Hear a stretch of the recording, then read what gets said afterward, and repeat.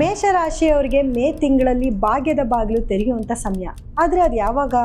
ಮೇಷರಾಶಿಯವರಿಗೆ ಈ ತಿಂಗಳಲ್ಲಿ ಹಣದ ಸುರಿಮಳೆ ಆಗ್ತಿದೆಯಾ ಅಥವಾ ಸವಾಲುಗಳು ಜಾಸ್ತಿ ಆಗ್ತಿದೆಯಾ? ಈ ತಿಂಗಳಲ್ಲಿ ನಿಮಗೆ ಆಗ್ತಾ ಇರೋಂಥ, ನಿಮ್ಮ ಜೀವನದಲ್ಲಿ ಆಗ್ತಿರೋಂಥ ದೊಡ್ಡ ಬದಲಾವಣೆ ಬಗ್ಗೆ ನೀವು ತಿಳ್ಕೊಬೇಕಾ? ಹಾಗಿದ್ರೆ ಈ ವಿಡಿಯೋನ ಕೊನೆವರೆಗೂ ಸ್ಕಿಪ್ ಮಾಡ್ತೀರಾ ನೋಡಿ. ಜ್ಞಾನಾನಂದಮಯಂ ದೇವಂ ನಿರ್ಮಲಂ ಸ್ಫಟಿಕಾಕೃತಿಂ ಆಧಾರಂ ಸರ್ವ ವಿದ್ಯಾನಾಂ ಹಯಗ್ರೀವ ಉಪಾಸ್ಮಹೆ.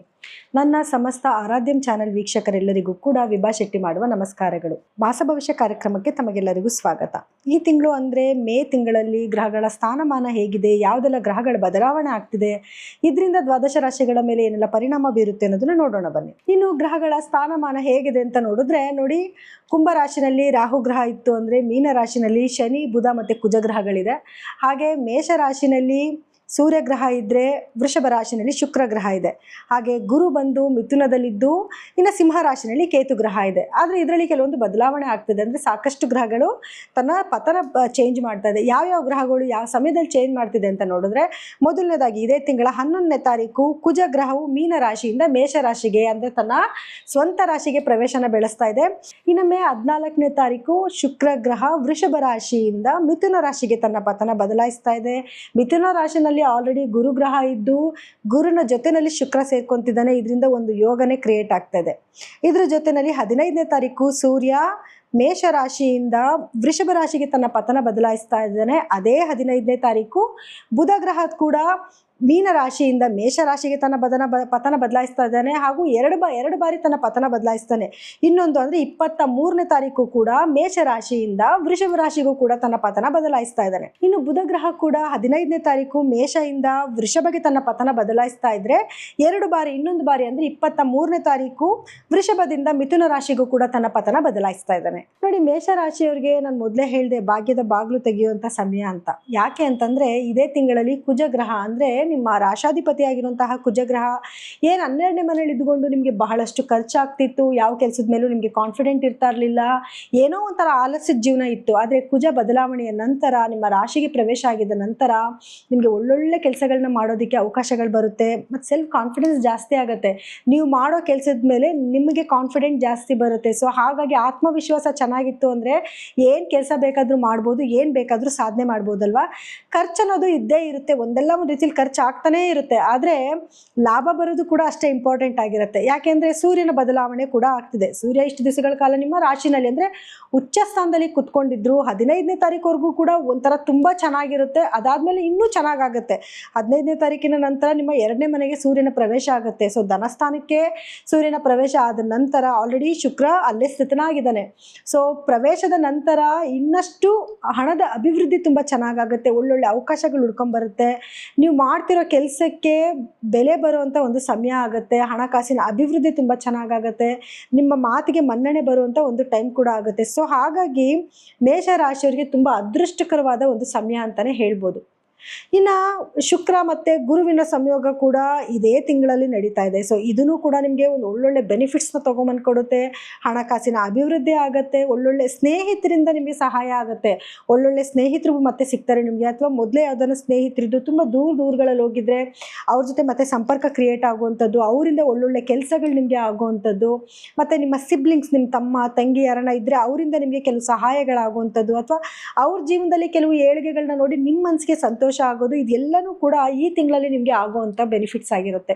ಇನ್ನು ತೊಂದರೆ ಏನು? ಇಷ್ಟೊಂದೆಲ್ಲ ಬೆನಿಫಿಟ್ಸ್ ಇದೆ, ಏನಾದರೂ ಸಣ್ಣ ಪುಟ್ಟ ನೆಗೆಟಿವ್ಸ್ ಏನಾದರೂ ಇದೆಯಾ ಅಂದರೆ, ನೆಗೆಟಿವ್ಸ್ ಅಂತ ನೋಡೋಕೆ ಹೋದರೆ ಕೇತುವಿನ ಸಂಚಾರದಿಂದ ಮಕ್ಕಳ ಆರೋಗ್ಯದಲ್ಲಿ ಏರುಪೇರು ಇರುತ್ತೆ. ಸ್ವಲ್ಪ ಮಕ್ಕಳ ಆರೋಗ್ಯನ ಗಮನ ಇಟ್ಟು ನೋಡ್ಕೊಳ್ಳಿ.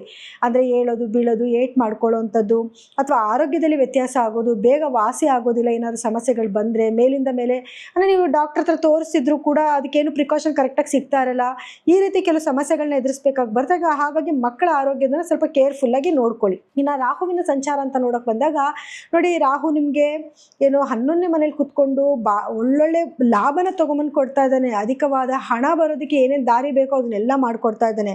ಆದರೆ ನಿಮಗೆ 12ರಲ್ಲಿ ಕೆಲವು ಗ್ರಹಗಳ ಸಂಚಾರ, ಯಾವುದು ಶನಿ ಆಗಿರ್ಬೋದು ಅಥವಾ ಬುಧ ಆಗಿರ್ಬೋದು ಇರುವ ಸಂಚಾರ ಇರೋದ್ರಿಂದ ಏನೇನು ಬುಧನೂ ಮೂವ್ ಆಗ್ತಾನೆ. ಬುಧ ಮೂವ್ ಆದಮೇಲೂ ಕೂಡ ನಿಮಗೆ ಖರ್ಚಿನಲ್ಲಿ ರೆಡ್ಯೂಸ್ ಆಗುತ್ತೆ. ಶನಿ ಅಂತೂ ಇನ್ನು ಕೆಲವು ವರ್ಷಗಳ ಕಾಲ ಇರೋದ್ರಿಂದ ಅದು ಒಂದು ಗ್ರಹ ಬಿಟ್ಟರೆ ಬಾಕಿ ಎಲ್ಲ ಗ್ರಹಗಳು ಮೂವ್ ಆನ್ ಆಗೋದ್ರಿಂದ ನಿಮಗೆ ಖರ್ಚು ಏನು ದಿವಸ ತುಂಬ ಅಧಿಕವಾದ ಖರ್ಚಾಗ್ತಿತ್ತು ಅದಕ್ಕೆ ಒಂದು ಕಡಿವಾಣ ಬೀಳುತ್ತೆ.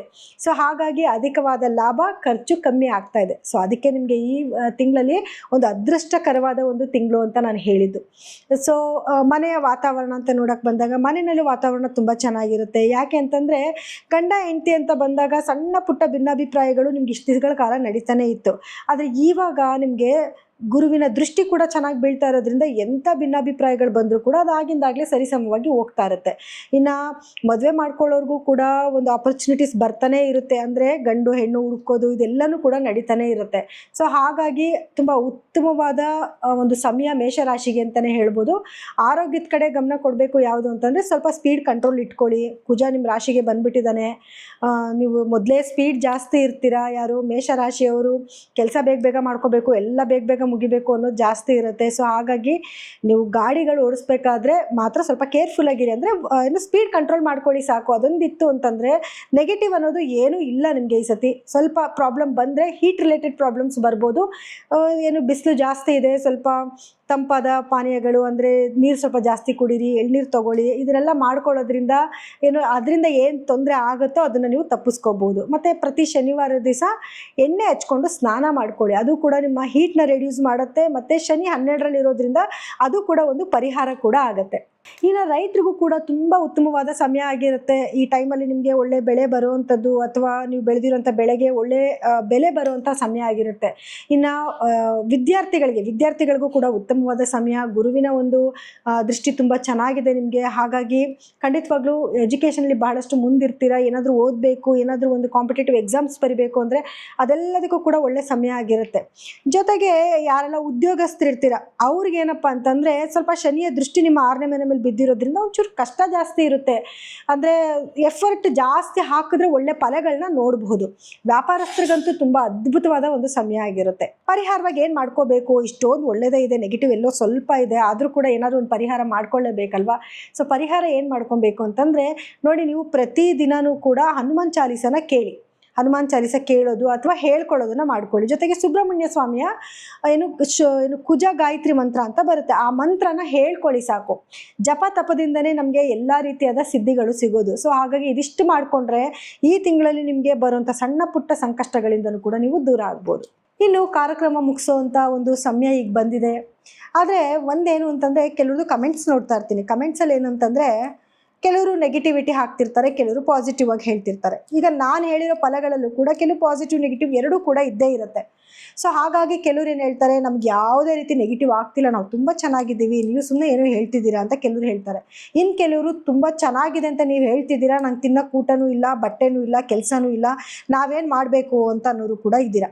ಸೊ ಏನಕ್ಕೆ ಈ ಥರ ಎಲ್ಲ ಆಗುತ್ತೆ ಅಂತಂದರೆ ನಿಮ್ಮ ವೈಯಕ್ತಿಕ ಜಾತಕನ ನೀವು ತೋರಿಸ್ಕೋಬೇಕು. ಯಾಕೆ ಗೊತ್ತಾ? ಅದರಲ್ಲಿ ಗ್ರಹಗತಿಗಳ ಸ್ಥಾನಮಾನ ಬೇರೆ ಆಗಿರುತ್ತೆ, ಮತ್ತು ನಿಮಗೆ ನಡೀತಿರೋಂಥ ದಶಾಭುಕ್ತಿನೂ ಕೂಡ ಬೇರೆ ಆಗಿರುತ್ತೆ. ಅದಕ್ಕೆ ತಕ್ಕನಾದ ಪರಿಹಾರಗಳನ್ನ ನೀವು ಮಾಡ್ಕೋಬೇಕು. ಅದು ತುಂಬ ಇಂಪಾರ್ಟೆಂಟ್ ಆಗಿರುತ್ತೆ.